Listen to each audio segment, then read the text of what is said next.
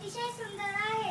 गावा गावाच्या भोवती छान अशा डोंगर रांगा आहेत. बालाघाटच्या पायथ्याशी वसलेले उक्कड गाव हे आपलं गाव. गावाची भौगोलिक परिस्थिती अतिशय सुंदर आहे. गावाच्या भोवती छान अशा डोंगर रांगा आहेत आणि त्या डोंगरावरती एखाद्या माऊलीने पदर घ्यावा अशी झाडे आहेत.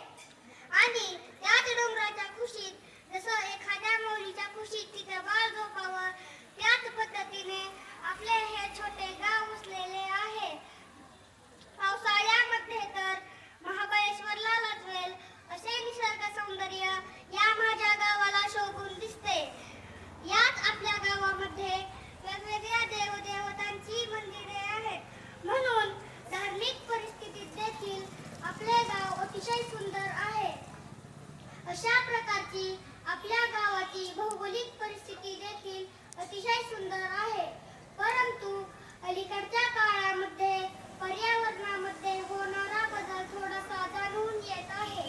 यामध्ये काही वृक्षतोड असेल, पाळीव प्राण्यांची संख्या कमी प्रमाणात असेल, तसेच शेतीला रासायनिक खतांचा वापर असेल, थोड्याशा प्रमाणात का अस्वच्छतेचा विषय असेल, मग आपण यामध्ये आपलं गाव किंवा माझं गाव म्हणून काय बदल करू शकतो?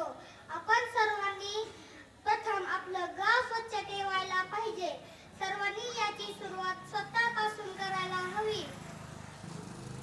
आपण आपल्या घरातील मुलांचे वाढदिवस साजरे करतो. त्याच वाढदिवसा दिवशी प्रत्येकी एक झाड लावायला पाहिजे.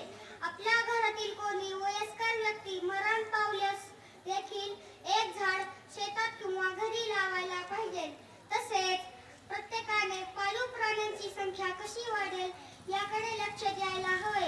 याने काय होईल, त्या प्राण्यांच्या शेणाचा वापर शेतीला करून रासायनिक खतांचा वापर टाळता येईल.